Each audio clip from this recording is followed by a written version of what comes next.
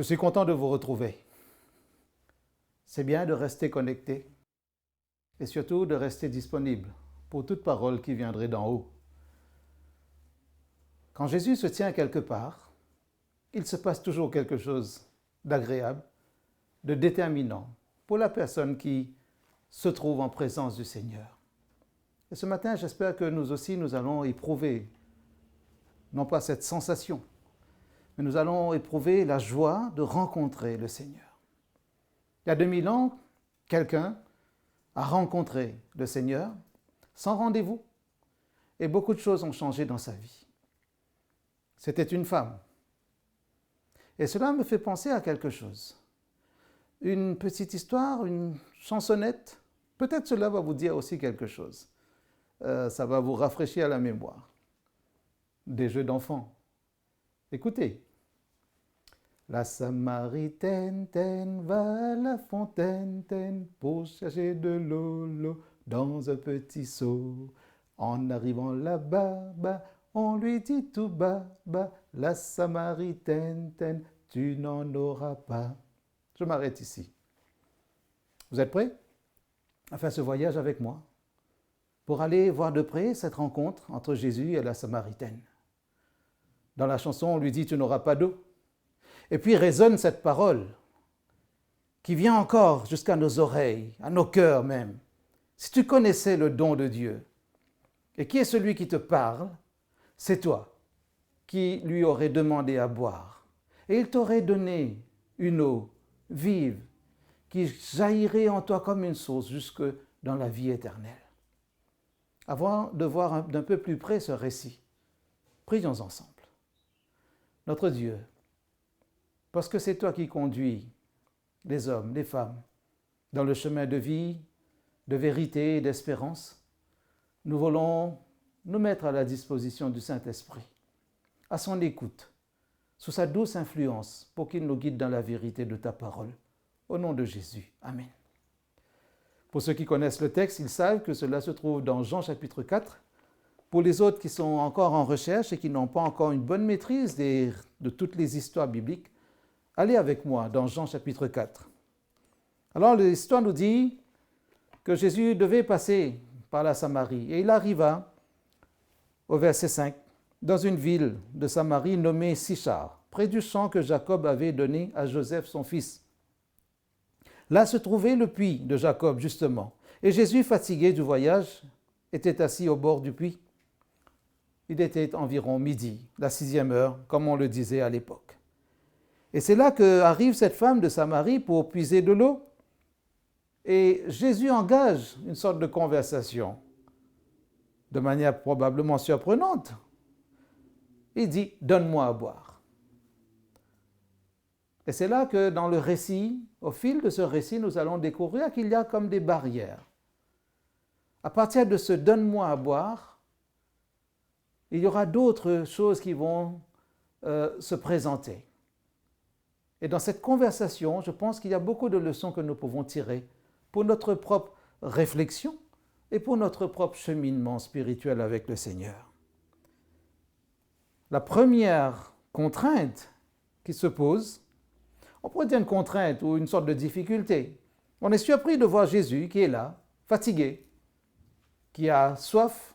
Il y avait aussi la faim dans l'air parce que ses disciples étaient partis acheter des vivres, nous dit le verset suivant, le verset 8. Jésus se retrouve seul, fatigué, il a soif. Dieu s'est vraiment fait homme.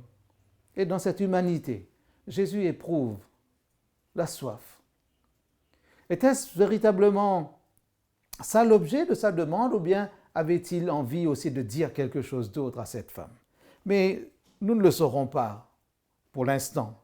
Un jour, dans le royaume des cieux, notez bien cette question, vous la lui poserez. Mais j'essaierai de la poser avant vous, en tout cas. Donne-moi à boire, parce que Jésus a soif. Mais se présente aussi une deuxième contrainte, et c'est la femme qui la soulève. Verset 8, « Comment toi qui es juif me demandes-tu à boire à moi qui suis une Samaritaine ?» Deuxième contrainte, tu es juif. Troisième contrainte, je suis une Samaritaine. Il y a une barrière. Tu n'aurais pas dû me demander à boire. Ou pourquoi tu te permets de me demander à boire alors que tu sais que les Samaritains et les Juifs ne s'entendent pas? Un peu plus loin dans ce même récit, va se présenter une quatrième contrainte. Mais quand est-ce que cette contrainte va-t-elle se présenter? C'est parce que la femme va entendre quelque chose de la part de Jésus. Verset 10, si tu connaissais le don de Dieu, nous en avons parlé tout à l'heure. Et qui est celui qui te dit, donne-moi à boire?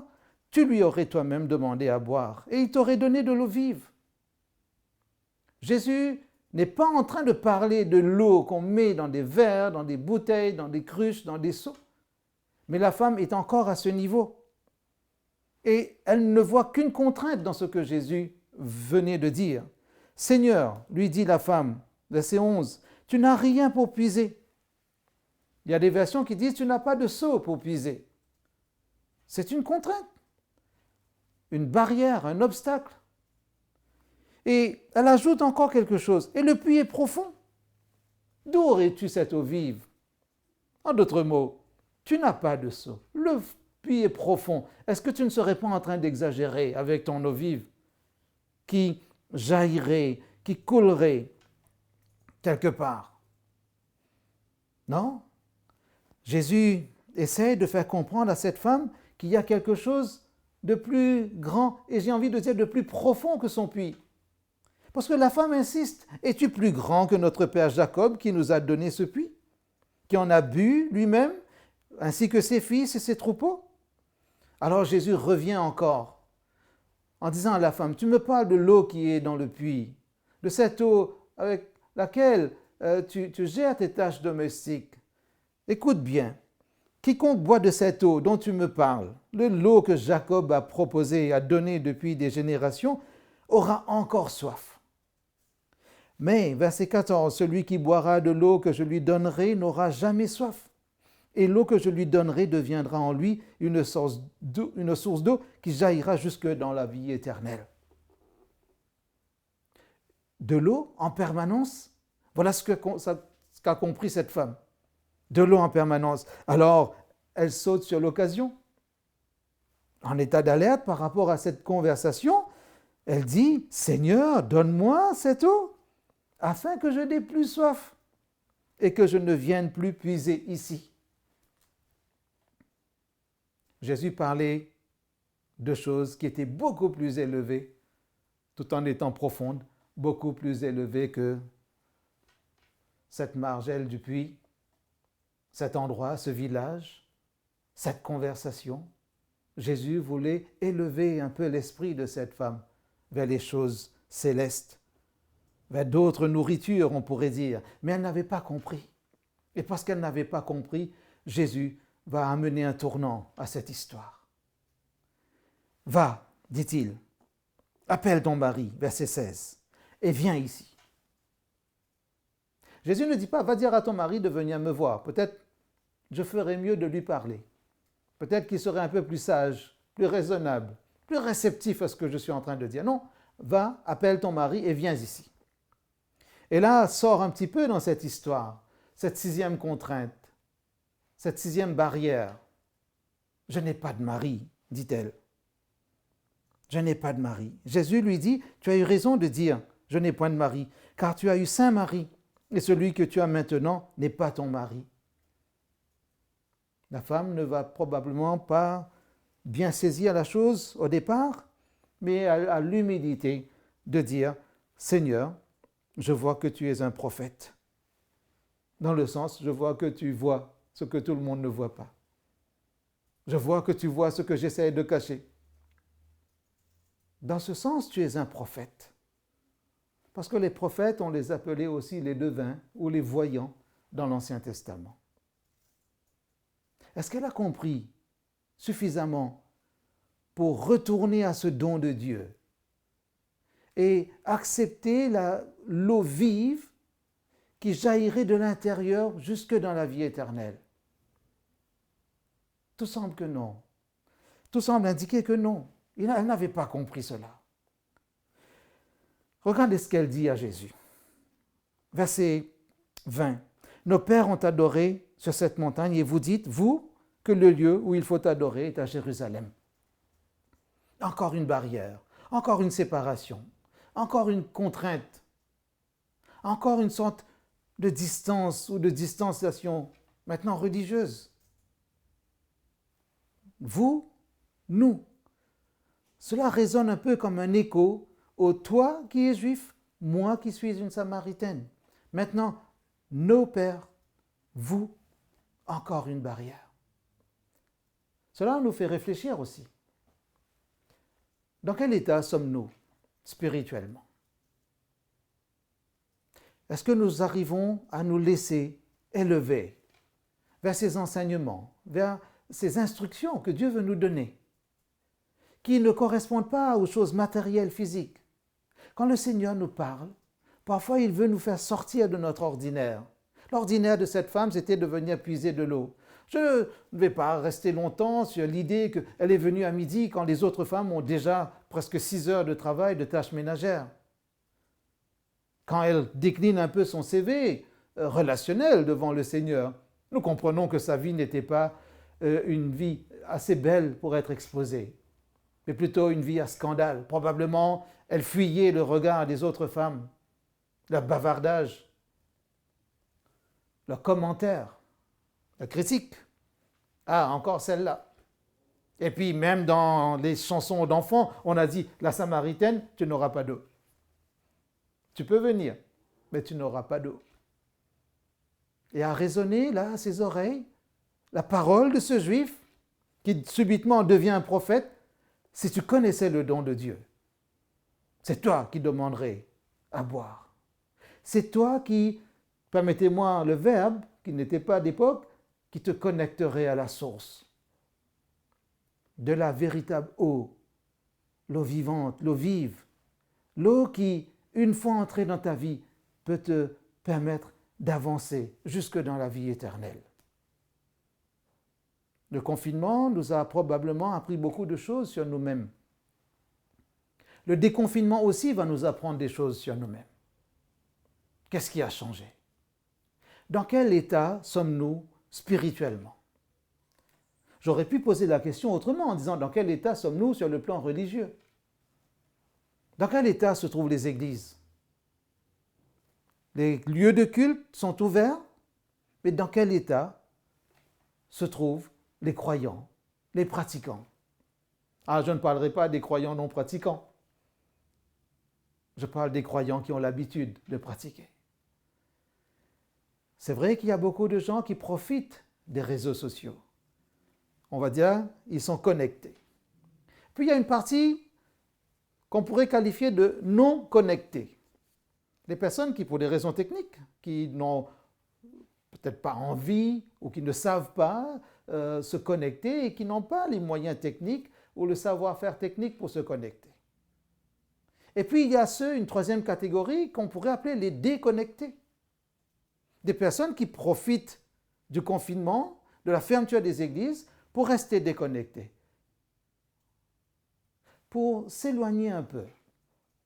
Et probablement, le fait d'être déshabitué à fréquenter le lieu de culte a fini par confirmer chez eux ce caractère optionnel du culte, du lieu de culte.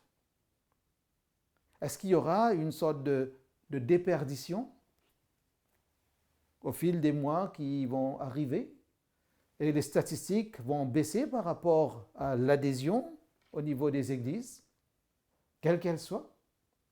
L'église que vous fréquentez ou que vous fréquentiez habituellement jusqu'au confinement, est-ce que vous voulez y retourner? Est-ce que vous êtes pressé d'y retourner? Si seulement c'était possible. Est-ce que vous voulez y retourner par conviction, par habitude, par nécessité? Est-ce que c'est un besoin pour vous d'y retourner?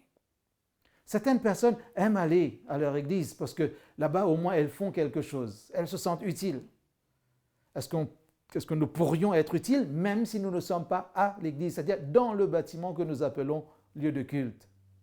Jésus répond à cette question. Parce que nous aussi, nous pouvons poser nos contraintes, nous pouvons exposer nos contraintes, montrer les barrières qui peut-être nous enferment. La première chose, probablement, pourrait être la lassitude. Nous sommes fatigués, nous aussi. Peut-être le confinement nous a apporté une forme de repos, de détente, mais est-ce que nous avons envie de reprendre nos activités pour retrouver quelque chose de sensé, de raisonnable, de pérenne? Ou bien nous avons cette lassitude qui correspond aussi à une faim, à une soif, et nous ne voulons pas trop avancer. Pourrions-nous nous asseoir quelque part et refuser de mettre un pied devant l'autre pour avancer? Le Seigneur veut nous parler aujourd'hui. Si tu connaissais le don de Dieu, est-ce que tu serais prêt à t'ouvrir à lui, pour l'accueillir, à lui ouvrir ton cœur, pour qu'il place cette fontaine, cette source d'eau vive? Peut-être nous avons été bloqués aussi par des comparaisons. Toi, moi, toi un tel, moi, tel autre. Nous n'avons pas le même profil. Comme si naturellement, étant différents, ça devenait un obstacle obligatoire. Non. Jésus a dit, a fait comprendre à cette femme, il n'y a pas de juif ou de samaritain ici. Si tu connaissais le don de Dieu, tu ne poserais même pas ces étiquettes. Quand nous connaissons le don de Dieu, quand nous connaissons Jésus, le don suprême de Dieu, le don le plus précieux que le Père Céleste a envoyé sur cette planète, nous ne posons pas des étiquettes qui séparent, qui créent des distances. Il n'y a pas le toi, moi divergent. Il y a plutôt le contraire.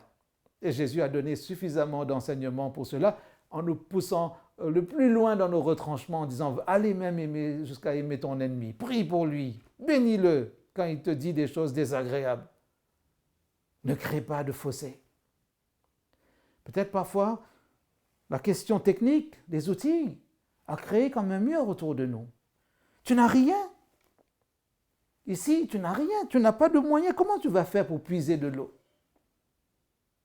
Et parfois, des gens se sont séparés, ont connu des tensions juste parce qu'ils n'étaient pas d'accord sur les moyens à mettre en place pour avancer.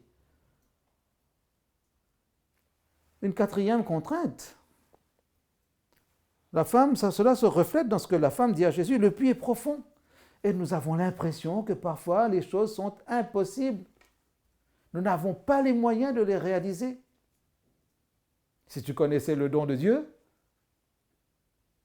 peut-être c'est là que tu entendrais que ce qui était impossible aux hommes devient possible pour Dieu.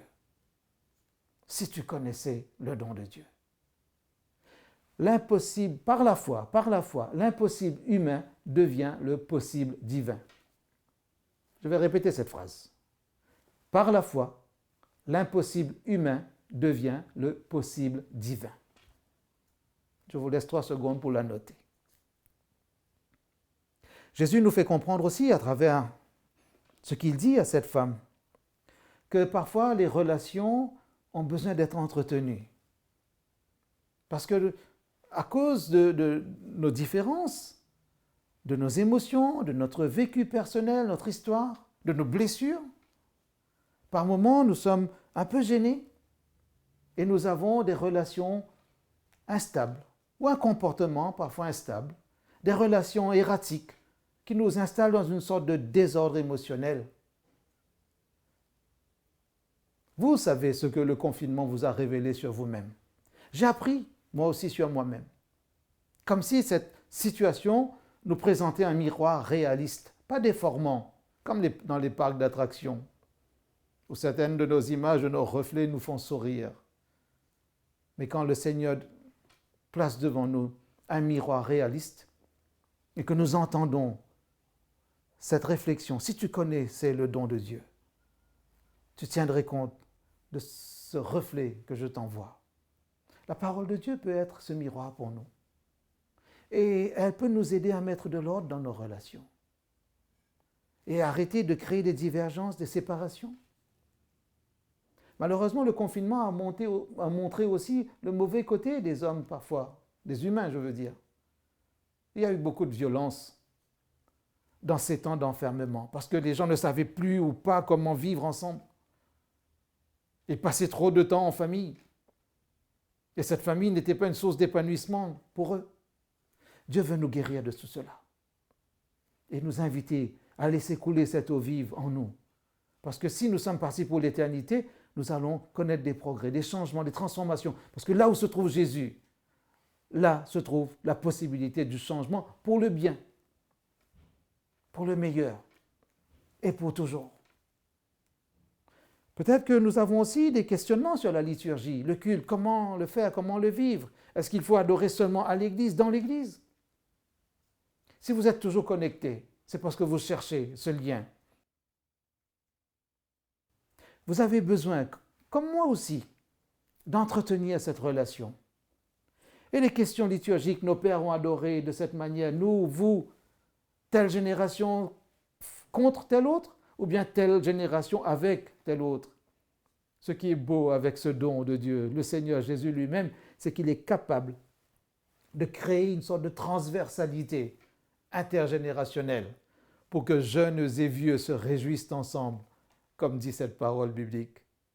Pour que nous puissions chanter, adorer, quel que soit le style, l'instrument de musique, le lieu. Mais avant d'aller adorer sur telle montagne ou sur telle autre montagne, ou dans telle ville ou telle autre, dans telle église, contre ou comparé à telle autre, je crois que cela peut commencer dans nos foyers. Et si tu connaissais le don de Dieu, ton foyer deviendrait déjà ta première église. Et c'est là que tu pratiquerais le vrai culte. Que dit Jésus à propos de ce vrai culte? Jésus va dire à la femme, au verset 23, « Mais l'heure vient, et elle est déjà venue, où les vrais adorateurs adoreront le Père en esprit et en vérité, car ce sont là les adorateurs que le Père demande. Dieu est esprit, et il faut que ceux qui l'adorent en esprit et en vérité. » As-tu soif de ce Dieu? As-tu eu envie de rencontrer ce Dieu? Tout en gardant un marque-page dans Jean chapitre 4, nous pouvons faire un petit saut en arrière dans le psaume 63, où David, cet homme qui aimait Dieu, malgré toutes ses bêtises, il aimait le Seigneur. Il aimait le Seigneur. J'apprends beaucoup de cet homme. Et j'apprends beaucoup de la manière dont Dieu l'a traité aussi. Regardez Psaume 63, on pourrait même le réciter par cœur. « Ô Dieu, tu es mon Dieu, je te cherche, mon âme a soif de toi, mon corps soupire après toi, dans une terre aride, desséchée, sans eau. Ainsi je te contemple dans le sanctuaire pour voir ta puissance et ta gloire. » Mais je peux chercher ce Dieu dans une terre aride, desséchée, sans eau, comme je peux aussi le contempler dans un sanctuaire. Alors si mon église, le bâtiment d'église est comme un sanctuaire, pas de problème, je contemplerai le Seigneur là. Mais ma maison peut devenir aussi un sanctuaire. Quand je suis en chemin, quand je suis à la campagne, quel que soit l'endroit où je suis invité à chercher ce Seigneur, à le chercher. Et quand nous lisons la suite de ce psaume, relisez-le à loisir, vous verrez que quel que soit le moment, même la nuit quand nous sommes éveillés, quand le matin nous nous levons, nous posons un premier pied par terre, est-ce que nous arrivons à chercher ce Dieu, à le louer? C'est un peu cela, la soif de Dieu. Pour conclure, réfléchissez avec moi. Il y a 3 grandes vérités qui sortent de cette rencontre. Cette femme, elle va connaître une fin heureuse, on pourrait dire, parce qu'elle va laisser là sa cruche et elle va découvrir que c'est Jésus, ce Messie, qui annonce les choses essentielles. Et elle va aller raconter cela à ses amis, en tout cas à ses voisins dans le village. Les Samaritains vont sortir pour dire « Nous aussi, nous voulons écouter ». La femme était contente parce qu'elle a fait un premier travail, on va dire, missionnaire, de contact. Mais les hommes vont dire « Ce n'est pas seulement par ce rapport à ce que tu nous as dit que nous croyons, mais nous aussi, nous avons entendu. » En d'autres mots, cette fontaine spirituelle a jailli aussi dans tous les cœurs. Alors, la première chose que nous pouvons retenir comme grande vérité, c'est apprendre à connaître Dieu. C'est vrai que le verbe qui est employé, si tu connaissais le don de Dieu, ce n'est pas le même verbe que nous voyons dans Jean 17, verset 3. « Or, la vie éternelle, c'est qu'ils te connaissent. » Le deuxième verbe dans Jean 17 est un verbe un peu plus technique, plus analytique, on va dire, qui va même toucher à la philosophie. Mais là, nous sommes dans le connaître, le savoir ordinaire, comme je connais quelqu'un ou je sais quelque chose. C'est aussi être en relation avec. C'est l'idée de saisir, mentalement on pourrait dire, comprendre quelque chose. Par exemple, si on dit à quelqu'un, voilà, pour allumer, pour démarrer ton ordinateur, il faut appuyer sur ce bouton. Est-ce que tu comprends cela? Cela peut être de l'ordre de cette connaissance simple. Nous ne parlons pas encore de la gnose et de grandes connaissances philosophiques et autres. Mais Jésus dit, si tu connais. Mais entrer dans ce processus de connaissance de Jean 17, verset 3, c'est développer une capacité aussi, on va dire, en profondeur. Cela ne veut pas dire qu'il faut aller avoir un bac plus 8 ou plus 10 pour connaître vraiment, mais accepter que le Seigneur visite notre vie, notre foyer, notre famille, et donne du sens à notre vie d'Église. Es-tu prêt à laisser le don de Dieu entrer en toi pour que tu puisses répondre, oui, je connais Jésus. Parce que s'il n'y a pas ce lien de connaissance, il n'y aura pas de lien de reconnaissance. Pour reconnaître Jésus, quand il t'appelle, quand il te parle, il faut au préalable le connaître. C'est comme pour les amis. Tu entends une voix, tu reconnais cette voix parce que tu la connais déjà. La deuxième chose, accepter la vérité sur soi-même. Quand Jésus a dit à cette femme, va appeler ton mari, je l'ai dit tout à l'heure, c'était le tournant de cette rencontre. À partir de là, je vois que tu es un prophète. Est-ce que tu es prêt à accepter la vérité que le Seigneur veut te montrer sur toi-même aujourd'hui? Une vérité réaliste. Jésus ne peut pas nous donner une vérité qui va nous faire du tort. Jésus veut nous montrer la vérité sur nous-mêmes pour nous aider à grandir. Et la troisième chose, adorer Dieu en esprit et en vérité. Est-ce que notre cœur est tourné vers le Seigneur réellement? Est-ce que notre esprit est tourné vers Dieu réellement? Est-ce que nous sommes attachés à ce Seigneur? Si les églises doivent rester fermées encore longtemps, est-ce que nous allons baisser les bras? Ou bien est-ce que dans le monde entier, le vrai peuple de Dieu va se lever comme une armée positive qui va conquérir le monde par la foi? Non pas pour faire une sorte de guerre de religion, mais pour proclamer la bonne nouvelle du salut en Jésus, pour proclamer l'espérance, pour proclamer l'évangile éternel qui dit qu'un jour Dieu va juger ce monde, que ce qui est mauvais va disparaître et que le peuple de Dieu va entrer dans la vie éternelle. Si tu connaissais le don de Dieu, tu lui ouvrirais ton cœur. Alors, je vous invite en cet instant à ouvrir votre cœur, à rester attentif, à être disponible pour que la voix de Dieu, lorsqu'elle viendra, non pas à nos oreilles physiques, mais à nos oreilles spirituelles, aux oreilles de notre cœur, pour que notre foi puisse grandir et que notre foi devienne une force et que notre foi se transforme en espérance et que nous devenions nous-mêmes des signes d'espérance. Quand cette femme a compris que c'était le Messie qui lui parlait, elle a laissé là sa cruche et elle est allée raconter. Maintenant qu'il y a le déconfinement, n'hésitez pas à raconter tout ce que Dieu fait pour vous, que ce soit pour la gloire de son Saint-Nom et pour votre épanouissement jusque dans l'éternité.